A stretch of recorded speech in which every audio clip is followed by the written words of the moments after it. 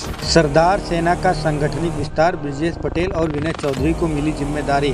नमस्कार, मैं ऋतिक कुमार और आप देख रहे हैं खबर ज्ञान तक न्यूज। जी हां, हम आपको बताते चले कि सरदार सेना का सांगठनिक विस्तार करते हुए कार्यकर्ताओं को नई जिम्मेदारी दी गई। राष्ट्रीय अध्यक्ष डॉक्टर RS पटेल की मौजूदगी में हुई बैठक में चौधरी ब्रजेश पटेल को प्रदेश उपाध्यक्ष और विनय चौधरी को जिला अध्यक्ष बनाया गया। राष्ट्रीय अध्यक्ष ने अपने संबोधन में कहा कि एकजुटता व समर्पण सबसे बड़ी सांगठनिक ताकत है। सभी लोग एकजुट होकर संगठन को मजबूत करें और अपने लक्ष्य की ओर आगे बढ़ें। उन्होंने नए पदाधिकारियों को बधाई व शुभकामनाएं देते हुए अपेक्षा व्यक्त की कि उनके नेतृत्व में संगठन सही दिशा में पूरी ताकत के साथ आगे बढ़ेगा। प्रदेश उपाध्यक्ष ब्रजेश पटेल ने बातचीत में कहा कि संगठन जिन उद्देश्यों को लेकर स्थापित हुआ था उसी दिशा में लगातार प्रगति कर रहा है। संविधान की रक्षा करते हुए सरदार वल्लभ भाई पटेल के विचार को लेकर आगे बढ़ना होगा। आगे देखिए खबर ज्ञान तक की रिपोर्ट। अभी यहाँ पर जो बैठक हुई, बैठक के संदर्भ में क्या कुछ कहेंगे? सबसे पहले आपका बहुत बहुत धन्यवाद, आपका आभार। आज सरदार सेना जिला इकाई बस्ती की बैठक हुई और सैकड़ों साथियों ने इस बैठक में सहभागिता लिया।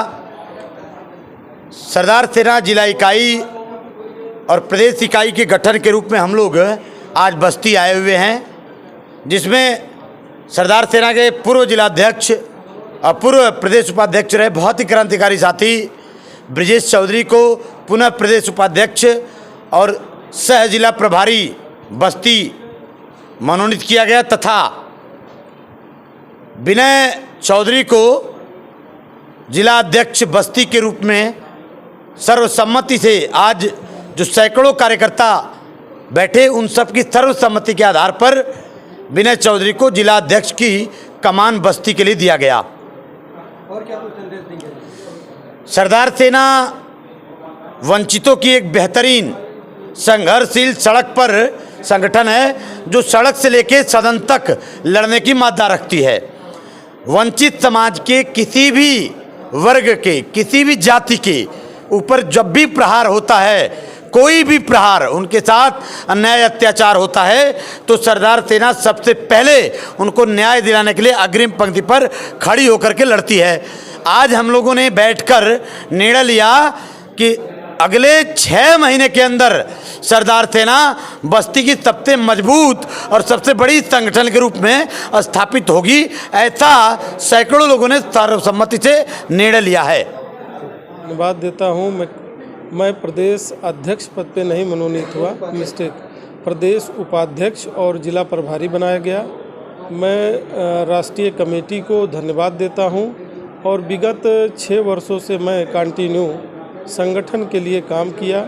शोषित वंचित समाज के हक हकूक़ की लड़ाई लड़ने का काम जारी रखा हूँ और निश्चित तौर पे जो भी जिम्मेदारी मिली है संगठन को बेहतर बनाने के लिए पूरी ताकत झोंकने का काम करूंगा और जनपद में जहां कहीं भी बहुजन समाज के ऊपर अन्याय अत्याचार होगी तो निश्चित तौर पे न्याय दिलाने का काम संगठन करेगा। आगे संगठन के विस्तार को लेकर क्या? संगठन विस्तार के लिए जो रणनीति बनी है उसको सेक्टर ब्लॉक वाइज जो भी जिम्मेदारियां मिली हैं उस सब पे खरा उतरने का काम होगा और आप देखेंगे कि 2 महीने के अंदर सरदार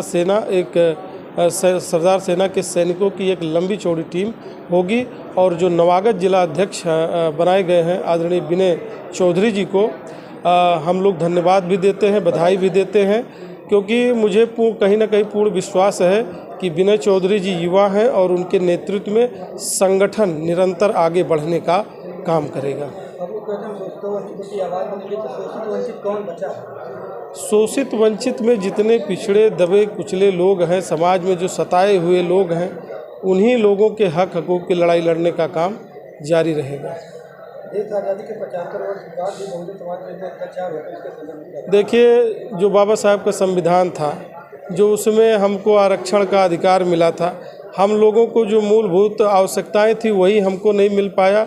सरकारें तमाम आई और चली गई। आज भी इस देश में भुखमरी, महंगाई, बेरोजगारी, शिक्षा, एक समान शिक्षा नीति नहीं लागू हो पाई। तो कहीं ना कहीं जो भी सरकारें रहीं वो ध्यान देने का काम नहीं किए हैं। लोग कहते हैं कि आरक्षित जाति के नाम पर नहीं, बेटा क्या? देखिए, कहने वालों का तो मुंहबंद आप कर नहीं पाएंगे। आरक्षण तो वो लोग भी जो कहते थे कि आरक्षण भीख है, वो बिना मांगे ही 10% पा गए, तो अब उनको भीख नहीं दिखाई देता है। जो लोग कहते हैं कि आरक्षण से योग्यता का हनन होता है। देखिए, आरक्षण से योग्यता का कोई हनन नहीं है। जैसे जो मोदी जी का स्कीम है, जो राशन बांटने का काम कर रहे हैं, ऐसे ही मान लीजिए हमारे परिवार में 4 लोग हैं और आपके परिवार में 1 लोग हैं, तो 4 परिवार वालों का हक एक परिवार के लोग मारने का काम कर रहे हैं। तो कहीं ना कहीं ये शुरू से ही चलता हुआ आ रहा है, इसलिए आज भी हमारे आरक्षण पे कुठाराघात होता रहा है। आपको जिला अध्यक्ष के पद पर नियुक्त किया गया है, इसके संदर्भ में क्या कुछ कहेंगे? सर्वप्रथम मैं राष्ट्रीय कार्यकारिणी को और प्रदेश कार्यकारिणी का आभार व्यक्त करता हूं, जिन्होंने मुझ पे भरोसा जताते हुए इतने बड़े पद की जिम्मेदारी मुझे सौंपी है। और हमारे अभिभावक स्वरूप आदरणीय आर.एस. पटेल जी यहाँ स्वयं मौजूद हैं, हमारे साथ ही इन्होंने मुझे मनोनयन पत्र भी दिया है और जैसा इन्होंने विश्वास किया है मैं उस पर खरा उतरने का पूरा कोशिश करूँगा।